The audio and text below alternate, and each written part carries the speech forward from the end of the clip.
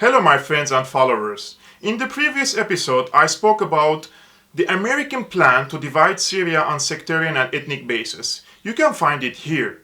Today I will explain the geopolitical reasons behind the partition plan. This part of the episode is written by Dr. Ahmad Fawzi Shuaibi, who is a Syrian geopolitical expert. First of all, after failing to unseat President Bashar Assad, the Americans want to strip Syria from its geopolitical importance by creating buffer zones in northern Syria through the so-called Kurdish-led Syrian Democratic Forces in order to isolate Syria from Turkey and Europe. Also, the proxies of the United States trying to capture areas in northeast, east, and South Syria, transforming Syria into some sort of a peninsula, geopolitically isolated like Lebanon from Europe and Asia through a Kurdish confederation in North and East Syria and through the so-called new Syrian army in the south and southeast, therefore isolating Syria from Israel, hence from the Palestinian cause. That's how Washington is trying to strip Syria's exceptional geopolitical importance that many regional and international powers were struggling for in the last few decades.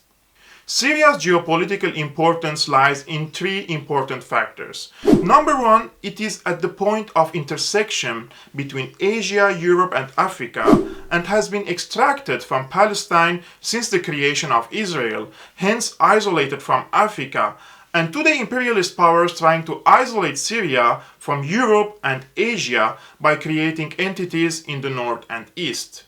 Number two, Syria is geographically a connecting port between the whole Asian mainland and the Mediterranean Sea. And here it is intended to seize its east to strip this geopolitical advantage and turn it into a peninsula with a single port on the sea. Number three, by capturing Daraa, Sueda, and some of Quneitra, Syria will be completely isolated from the Palestinian cause. Now I have read many comments asking how Syria could foil the American partition plan.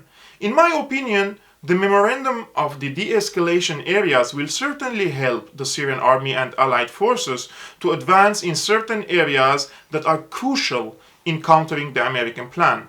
Now, some might pose a legitimate question. Why Turkey signed the memorandum? Isn't Erdogan a key supporter of terrorism in Syria? Yes, he is. But at the same time, Turkey's strategic interest is to keep Syria united or at least prevent a Kurdish confederation which will empower and encourage millions of Kurds in Turkey. Now let's move to the Syrian counter-plan. The Syrian army and allied forces are advancing in parallel in two important axes. Firstly, they are advancing from East Palmyra to Deir Zor military airport, around 160 kilometers left to reach the goal. When the route is open to Deir Zor, the Syrian army will be able to resist and foil the occupation of East Syria and open an important corridor with Iraq.